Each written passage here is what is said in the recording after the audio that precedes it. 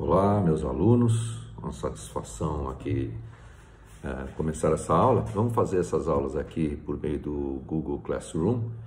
Eu deixo lá o vídeo e vocês examinam, estudam, vão fazendo as perguntas. Pode fazer as perguntas no horário de aula, né? Vamos fazer isso hoje e amanhã e vamos procurar fazer até essa situação se normalizar. Nós já estudamos, fazendo uma recapitulação, nós começamos estudando a história do direito contratual, né? A situação no sentido de que o contrato foi se aperfeiçoando para se tornar, sair de um sistema totalmente privado, né, de interesse exclusivo para as partes, para chegar a uma situação em que ele se transforma em fator da realidade social. O contrato, hoje, ele impera diante das cláusulas gerais que surgiram ao longo do tempo, que nós já estudamos, né? Já falamos sobre isso. As cláusulas gerais da ordem pública, função social, boa-fé, objetivo e subjetivo, o contrato se torna, então, mais propenso a servir à sociedade, inclusive, a ter um interesse na sociedade, tantos os contratos que diariamente todos nós fazemos.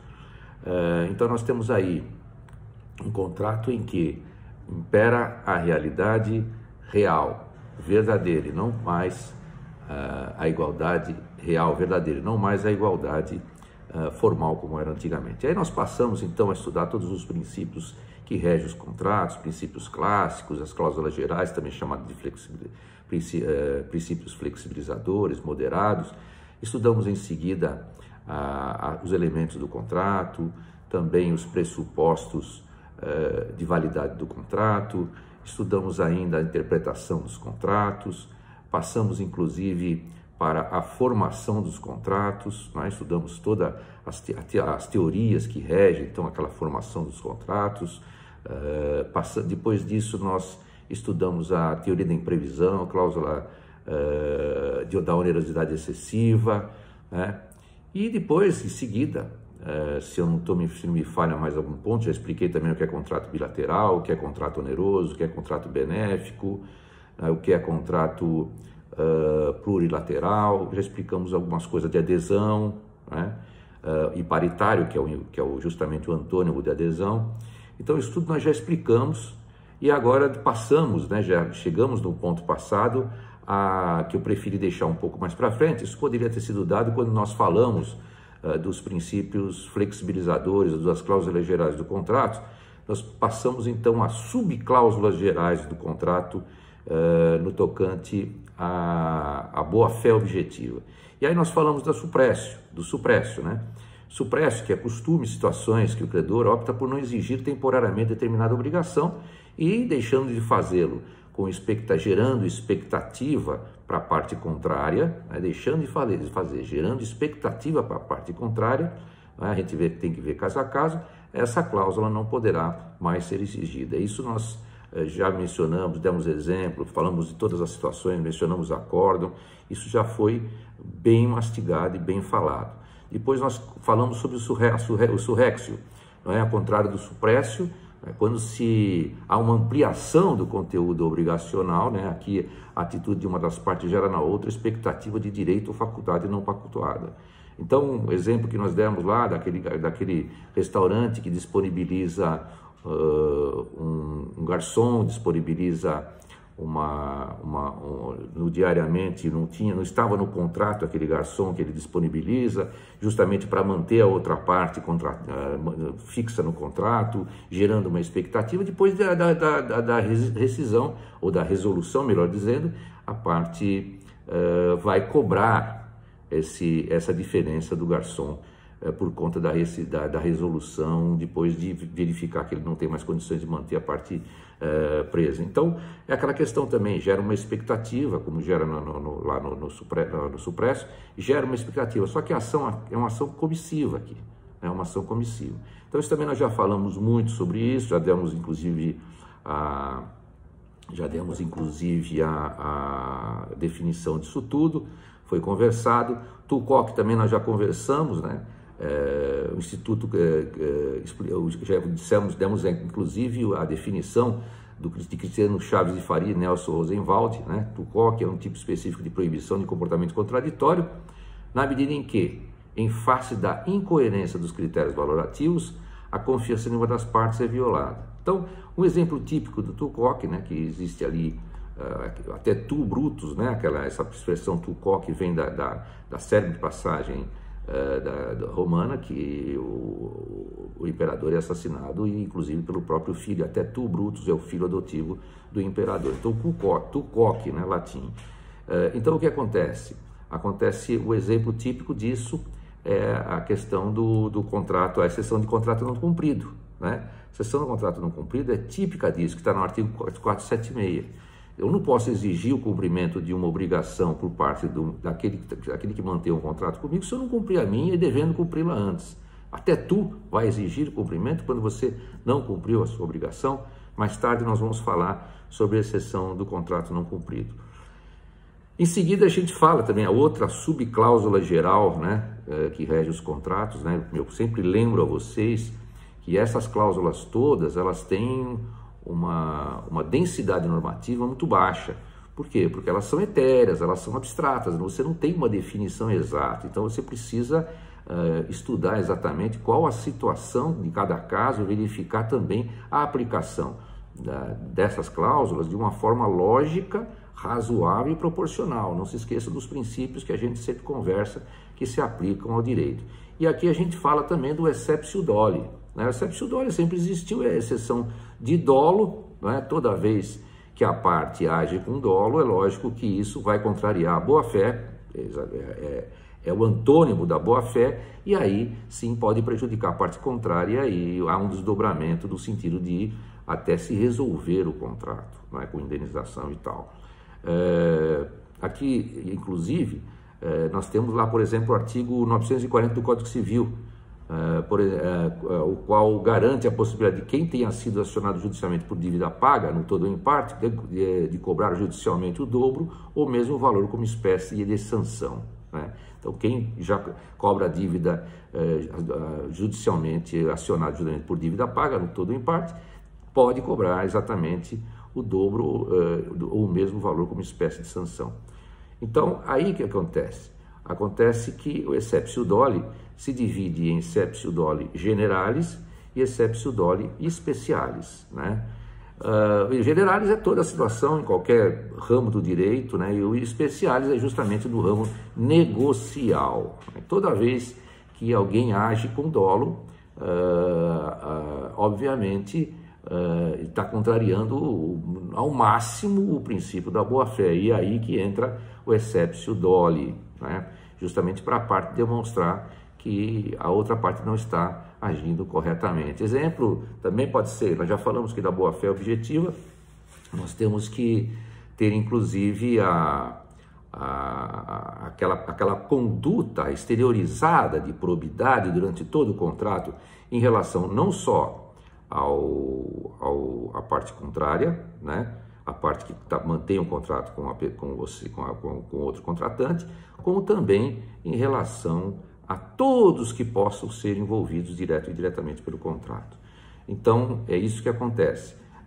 Quando por exemplo, há algum defeito do contrato, alguma falha no contrato, prejudicando a outra parte, no momento em que aquele que tem a obrigação de reparar isso não o faz e persiste não o fazendo, mesmo podendo fazê-lo, nós temos aí que levantar, evidentemente, a exceção de dolo, exceptio doli, né? Então, é relativamente o instituto relativamente mais conhecido do que os demais e que há a possibilidade de provocar, inclusive, a resolução do contrato. Depois nós temos aqui um outro instituto, né? Esses institutos todos nós já tínhamos falado, já tínhamos comentado em classe, eu estou dando uma repassada aqui, o exceptio doli tínhamos começado a falar, já falamos alguma coisa, mas agora a gente complementa, e agora falamos do venire contra factum proprium, né? É a outra subcláusula geral referente aos contratos, né? Basicamente, no venire contra factum próprio, uma pessoa, durante um determinado tempo, período e meio longo, né, relativamente longo, age de uma certa forma, comporta-se de uma certa forma, exterioriza uma conduta para outra parte contratual específica, ela não pode depois fazer justamente o contrário do que vinha fazendo. Esse é o venire contra facto próprio. Na verdade, dos três, suprécio, surrécio e venire contra facto próprio, a diferença é a seguinte: eles são institutos muito próximos, só que no suprécio há, como o próprio nome diz, a supressão de uma cláusula diante do tempo decorrido e da expectativa gerada para a parte contrária que se mantém jungida ao contrato. No surrécio é o contrário, é um comportamento comissivo, né? E aí surge uma vantagem, né, que a parte que não consta do contrato, e também por geração de expectativa vem essa possibilidade de não poder mais exigir o valor correspondente a essa cláusula, que foi uma coisa de liberalidade que se entende a lei. No venire contra facto próprio é a mesma coisa, só que não há supressão e nem a criação, o surgimento de alguma vantagem. Não há supressão de cláusula nem o surgimento de alguma vantagem. É simplesmente um comportamento contraditório, né? Um comportamento contraditório. Esse é um comportamento que a pessoa tem, né? Que ela desenvolve normalmente. Aquele comportamento gera uma expectativa, mas ele não cria nem suprime nada. Ele apenas proíbe que essa pessoa volte atrás, que essa pessoa venha a agir diferentemente daquilo que vinha fazendo, e sempre o faz no seu interesse, ou porque houve alguma mudança, ou porque quer efetivamente obter alguma, vamos dizer assim, não digo vantagem, mas alguma comodidade, porque vantagem a gente já faz para os outros institutos. Então, um exemplo típico do venire contra facto próprio, um exemplo que é dado aqui vamos ver aqui, do treinador Pablo Stolze, né? Ele fala primeiro do artigo 973, né? Equivalente ao de 2002, sem equivalente no Código Civil do passado. Estabelece que a pessoa legalmente impedida de exercer atividade própria de empresário, se a exercer, responderá pelas obrigações contraídas.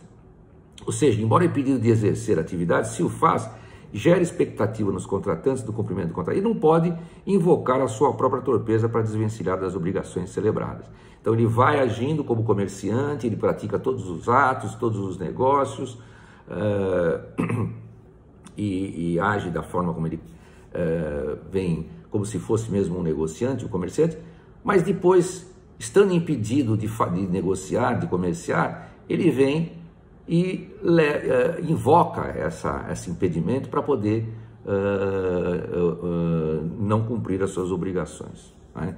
Então, é um exemplo que ele dá. Isso também pode cair, esse exemplo, com a devida vênia, também pode cair no exceptio doli, né? Pode cair no exceptio doli. É lógico que uma conduta pode, às vezes, se aplicar a vários desses institutos, dessas subcláusulas gerais, né? Outro exemplo que se fala é do 330, né, do nosso Código Civil de 2002, né, que o credor que aceitou durante a execução do pacto de trato sucessivo o pagamento em lugar diverso do comissionado não pode surpreender o devedor com a exigência literal do contrato para alegar descumprimento. Então, ou seja, eu recebo o aluguel de um determinado bem de forma portável. Vou na casa do locatário e recebo esse aluguel mensalmente.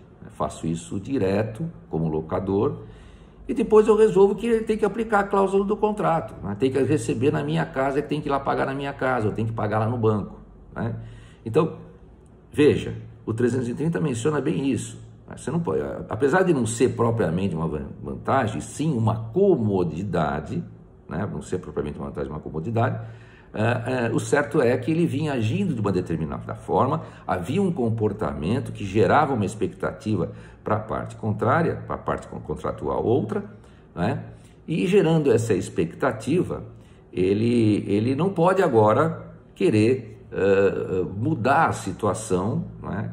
Para gerar uma comodidade maior para ele quando ele estava num comportamento definitivo, longo, né, mostrando para a outra parte que o pagamento deveria estar nessa situação. Então, o venire contra factum próprio nada mais é do que isso. Uma pessoa que tem um comportamento, que exterioriza um comportamento, né, determinado, e diante de uma situação que ele acha que seria mais cômoda para ele começa a querer mudar esse comportamento aplicando a cláusula contratual, porque o comportamento dele era diferente da cláusula contratual, ou mesmo que não haja nenhuma cláusula contratual, um comportamento que vinha sendo realizado, ainda que não exista a cláusula contratual, e ele resolva que aquele comportamento não é adequado, né, depois de longo tempo, depois da expectativa, complica-se a situação e aí se aplica efetivamente esse venire contra factum próprio. Então a gente tem aqui os requisitos do venire contra factum próprio, que são mais ou menos parecidos com os demais, só que mutatis mutandis, né? Cada um com as suas consequências, como nós já mencionamos há pouco. Então, um comportamento, né? Um comportamento determinado, é o primeiro requisito. A geração de expectativa, um segundo requisito. O investimento intelectual, financeiro de tempo nessa expectativa gerada. E depois o comportamento contraditório, né? Frustrando a expectativa da outra parte do contrato. É isso que nós podemos citar com relação ao venire contra factum próprio, né? E esses artigos que a gente tem. Há também o artigo 175, explicitando do Código Civil, é o artigo 151 do Código Civil do 16, explicitando que o contratante que voluntariamente iniciou a execução do negócio jurídico anulável não pode mais invocar essa nulidade, né? Isso porque o cumprimento voluntário do negócio anulável importa o que? Na dicção legal e extinção de todas as ações, execuções, etc. e tal. E uma vez que livremente resolveu iniciar esse contrato, né? O contratante voluntariamente inicia o negócio jurídico anulável, não pode mais invocar essa falha, que ele fala em nulidade, mas essa falha. Bom, aliás, nós já explicamos aí também, quando nós falamos, só fazendo um parênteses aqui, nós já explicamos quando nós falamos da questão dos elementos do contrato, quando nós falamos, inclusive, dos pressupostos de validade do contrato, nós explicamos muito bem o que era um contrato inexistente, nulo, anulável e ineficaz. Nós já explicamos tudo isso naquele momento, né? Naquela situação em que a gente colocava todas as hipóteses, todos os exemplos. Então, eu peço a vocês que revisem as aulas passadas, continuem estudando. Isso é importantíssimo, porque não adianta nós passarmos a matéria e o aluno esquece, né? Eu vejo que muitas vezes eu faço pergunta a vocês todos sobre questões passadas, por exemplo, condição suspensiva, condição resolutiva, bom, e vocês não lembravam, né? Então, vocês têm que manter a matéria fresca na cabeça, desde o primeiro ano. Vamos estudar, vamos fazer aí um estudo sobre toda a matéria. E é bom estudar todos os dias, né? Porque senão a situação fica bem complicada. Bom, eu tenho um acordo aqui também muito interessante, e esse caso aqui fala-se em venire contra factum próprio, mas eu também já dei exemplo desse caso aqui, assim, por alto, né? Como um surrexio também. Então, às vezes, um exemplo, uma conduta pode se encaixar em mais de uma situação e, às vezes, também é difícil você delinear exatamente se aquilo é uma subcláusula ou outra geral. Então, esse contrato aqui é uma apelação, essa apelação aqui, depois eu vou dar um número para vocês dessa apelação, é uma apelação, acordo 928.319, né? É um acordo aqui publicado pelo Tribunal de Justiça do Rio Grande do Sul, né? Se não me engano, vou ver aqui direito, mas de qualquer forma, esse acordo aqui, depois eu posso colocá-lo aí à disposição. Esse acordo diz o seguinte, olha a súmula dele: apelação civil, processual civil, consumidor, plano de saúde. Súmula 469, plano coletivo contratado celebrado com inobservância ao número mínimo de titulares.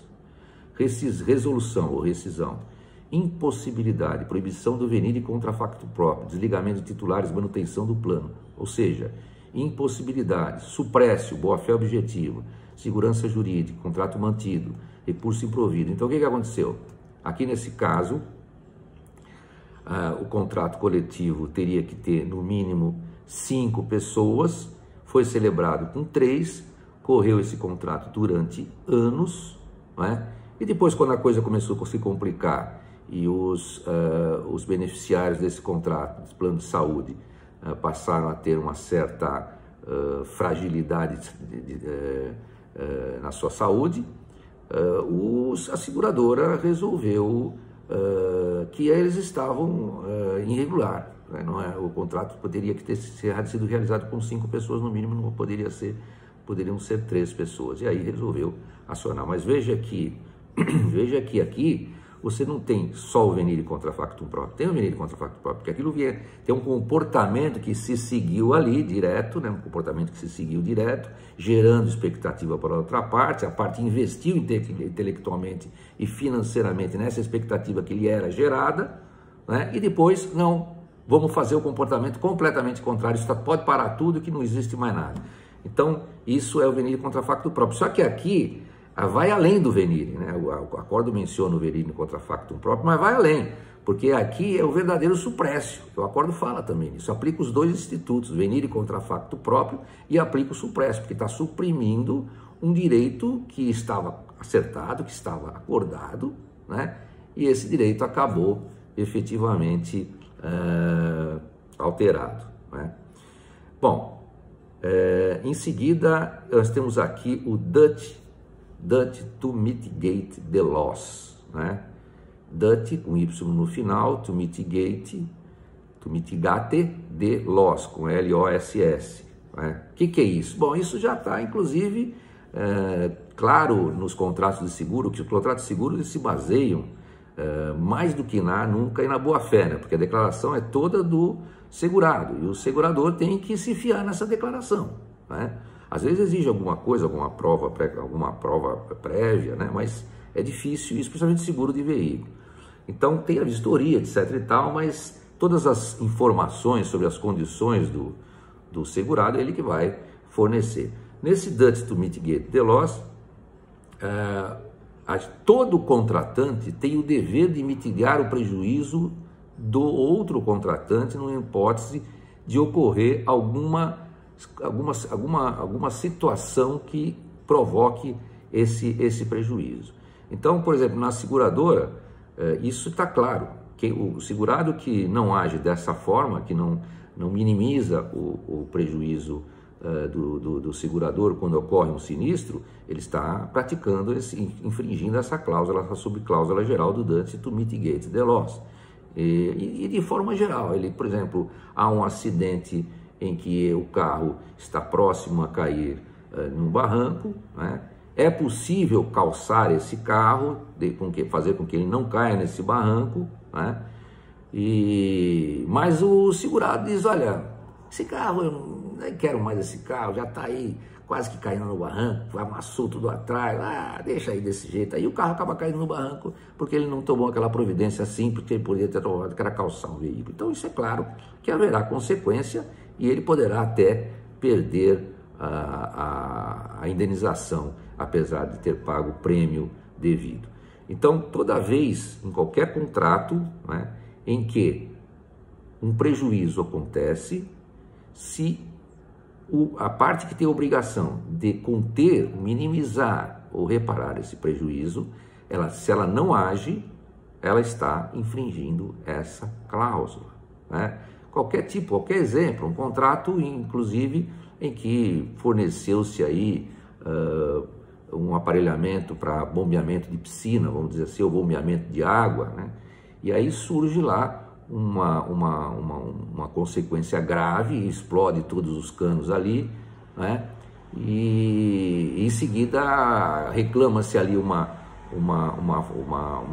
ajuda nesse negócio, né? O cano explode, e a parte, podendo conter né? Essa situação, a parte que presencia e que está sofrendo essa situação, tendo conter essa situação para que a outra parte tenha um prejuízo menor, porque ela terá a obrigação de indenizar, né? É o serviço que ela presta, que ela tem que prestar corretamente. Então, vamos dizer, uma tubulação que a parte tem a obrigação de fornecer aí esse fornecimento de água. Há uma explosão aí, há um estouro, vamos dizer assim, nessa tubulação. Se a parte que está presenciando e que poderá ser indenizada nada faz, e podendo fazê-lo, podendo conter o vazamento, podendo conter, minimizar o prejuízo, não o faz, cruza os braços, né? Você tem a infringência dessa cláusula. Agora, as consequências, lógico, as consequências são relativas. Nós vamos precisar ver qual o prejuízo que gerou, até onde a parte poderia ter minimizado o prejuízo, né? Se ela poderia ter minimizado totalmente o prejuízo, sim, ela pode perder até a indenização que ela teria aí no caso com essa explosão, com esse estouro aí desses canos, tá?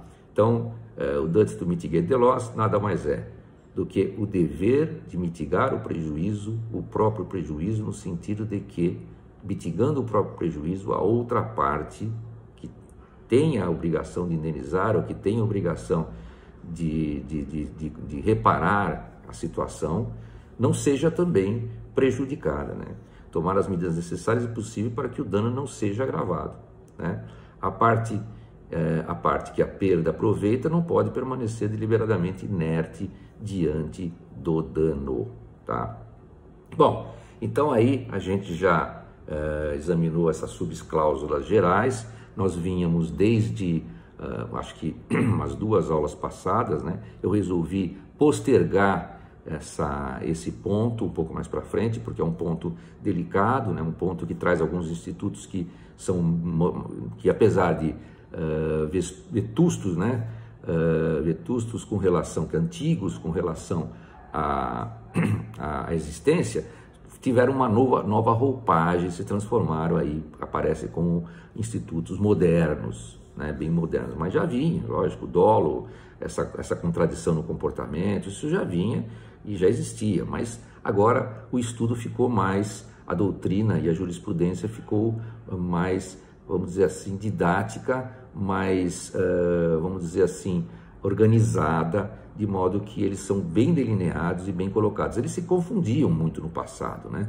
Então agora eles estão mais bem delineados, tá? Então nós falamos sobre surréxio, primeiro suprécio, surréxio, não é? Depois nós falamos do tucoque, depois nós falamos do exceptio doli, né? Depois nós falamos do venire contra factum próprio, duty to mitigate the loss, deixa eu ver se eu esqueci algum. Falamos de todos eles, né? Falamos de todos eles e eu acho que essa aula eu considero dada, mesmo porque, gente, eu mandei um material, os pontos, mandei as aulas 3 e 4, eu falo em aulas 3 e 4 nos meus pontos aqui, mas cada texto desse importa aí umas 3, 4 aulas, né? Cada texto desse importa 3 ou 4 aulas, porque a gente tem que explicar detalhadamente e tal. Então eu já mandei esses 2 pontos, que vocês podem pegar lá no AVA, né? Que vocês têm lá bem colocado no AVA, eu levo esses pontos a vocês, e vocês vão lendo lá, vão examinando tudo isso que eu estou falando aqui para vocês, vocês vão examinando lá, porque o ponto já está escrito, não é? Eu estou complementando com esse vídeo para que vocês possam ter aí mais condição de perceber a minha explicação, a minha explanação, né? Então, aqueles pontos lá que eu mandei no AVA, repito, 3 e 4, cada ponto daquele implica umas 3 aulas, né? Porque a gente tem que explicar toda a situação que acontece, tá? Eu, paralelamente, quando eu falo aqui dessas cláusulas, dessas subcláusulas gerais, eu menciono uma outra subcláusula que eu acho que poderia ser enquadrada assim também aqui, pouca gente enquadra, mas eu enquadro, que é o pacto comissório, não é? Pacto comissório, né? Então, uma avença que permitia, o pacto comissório é uma avença que permite que o credor fique com a propriedade do bem dado em garantia no caso de não a pagamento da obrigação, de não cumprimento da obrigação. Então, esse é o pacto comissório. Nós temos dois, o outro eu vou falar a outro sentido do pacto comissório, eu falo em seguida. Mas o primeiro sentido do pacto comissório, né? O que é o pacto comissório?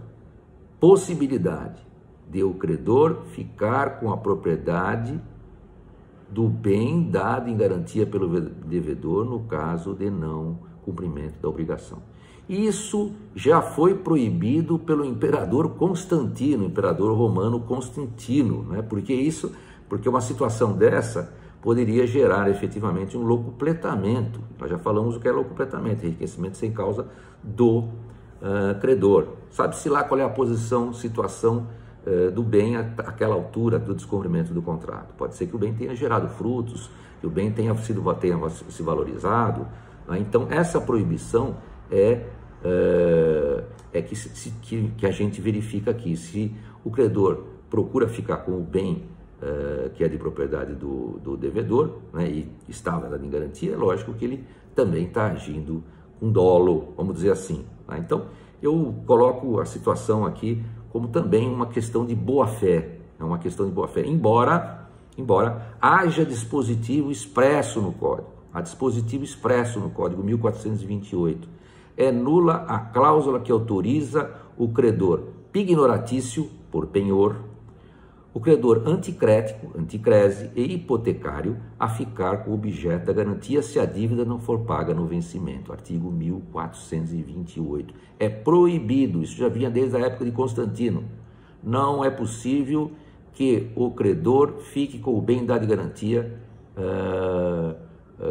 pelo caso de não pagamento da dívida. Agora, evidentemente, movida a execução ou execução da dívida, com o seu procedimento próprio, devido processo, etc e tal, haja uma penhora. Veja, não confunda penhora com penhor. Penhor é o direito real de garantia. Vou empenhar as joias na Caixa Econômica. Penhora não. Penhora é ato de constrição judicial, na execução. Então, sim, vou penhorar aquele bem na execução, tá? Então, vejam bem a diferença, porque muita gente diz, vou penhorar meus bens na Caixa Econômica. Não é isso, vou empenhar. Então, de qualquer forma, depois que a execução corre, depois que a execução se apresenta, e aí há uma, vamos dizer, uma adjudicação no final por parte do credor, depois de cumpridas todas as exigências legais, inclusive o praceamento, há uma adjudicação, né? Aí é outro problema, não significa que o credor ficou com o bem dado em garantia. Houve um processo e ali naquele processo se resolveu essa questão. Agora, o que não pode é automaticamente haver uma cláusula em que o credor automaticamente fique com o bem dado em garantia se não há o pagamento da dívida.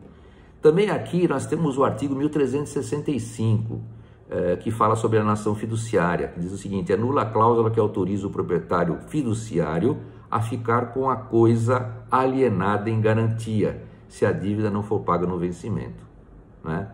Então, veja, aqui também já proíbe o pacto comissório, não é possível o pacto comissório, né? Aí depois eu explico para vocês o que é uma alienação fiduciária, né? Fideração fiduciária, né? Está lá no artigo 361, só para não deixar passar, né? Eu sei que o curso de Direito é muito longo, né? Mas é longo, mas não o suficiente para que seja transmitida toda a matéria, então muita coisa não vai ser vista. Então eu aproveito algumas vezes para colocar alguns institutos que possivelmente lá, quando vocês estudarem Direito Real de Garantia, vocês passem a estudar. Então, a alienação fiduciária está lá no 1361, o que é que acontece? Existe ali um contrato, sempre ao lado de uma alienação fiduciária, sempre vai existir um contrato de mútuo, não é? Tem que existir um contrato de mútuo, por quê? Porque haverá a liberação do valor que foi emprestado para então se colocar a coisa que se adquire em garantia ao banco, né? Alienado fiduciariamente ao banco. Então, o banco passa a ter a propriedade da coisa, mas é uma propriedade resolúvel, que fica sob condição resolutiva, porque se a dívida é paga, o banco, a instituição financeira que seja, se a dívida é paga, essa propriedade do banco se resolve e consolida-se a propriedade nas mãos daquele que deu o bem em garantia em alienação fiduciária. Então, considera-se fiduciária a propriedade resolúvel de coisa móvel infungível, veja, coisa móvel infungível, que o devedor, com escopo de garantia, transfere ao credor. Então, ao desdobramento, está claro, o dispositivo está claro, ao desdobramento da posse, tornando-se o devedor possuidor direto da coisa, enquanto que o credor, que é o proprietário resolúvel, ele se torna o possuidor indireto da coisa, tá? Então, aqui também não há possibilidade de que ele fique com a garantia, né? Existe, né? A alienação fiduciária pode ter garantia outra coisa, mas em regra é mútuo, não é? Haverá um mútuo sempre. Quando você compra um veículo na concessionária, você está fazendo uma compra e venda com a concessionária, e ao mesmo tempo que você faz a compra e venda com a concessionária, você se torna proprietário do veículo, ainda que momentaneamente, porque você está celebrando um mútuo com a instituição financeira ou com o banco que já pagou a concessionária. E você se tornou proprietário por conta disso, já retirou o veículo. Porém, esse veículo automaticamente você está transferindo para o banco, transferindo temporariamente de forma com condição resolutiva, ou seja, para garantir essa dívida que você construiu para pagar o veículo. Então são dois contratos distintos, completamente distintos. Você tem a compra e venda ali, que você se torna proprietário, porque o banco já transferiu o dinheiro e você fez o mútuo com o banco, né? E ao mesmo tempo você já transfere o veículo para o banco em garantia e ele fica sendo proprietário até que você pague a dívida. É isso que acontece. Também há essa proibição. Há um outro sentido do pacto comissório. A Marilena Diniz que fala muito nisso, né?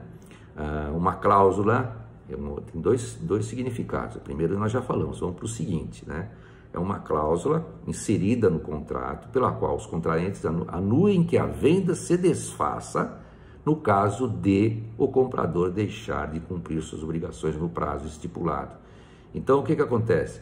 A venda, portanto, fica sob condição resolutiva também aí, né? Mas o que significa? Significa que ela se resolve, se desfaz, né, a partir do momento em que há o descumprimento da obrigação por parte daquele que deva fazê-lo, né? Então, eu compro um imóvel, né? Um pagamento a prazo. Se eu deixo de pagar esse imóvel, a situação, o contrato se resolve e esse bem, lógico, fazendo a equalização de toda a situação, volta para o vendedor, né? Lógico que tem que fazer os cálculos de equalização para ver o equilíbrio aí desse retorno do bem ao vendedor, né? Agora, lembro a vocês aqui, também como eu falo sempre, né, como o curso de Direito tem sua limitação, ele é longo, tem 5 anos, mas não o suficiente para transmitir toda a matéria, então eu vou lembrar a vocês uma coisa. Eu lembro vocês que existem 2 tipos de venda nessa parte, nessa situação que se fala em pacto comissório. Nós só podemos falar em pacto comissório quando a venda é pró-solvenda.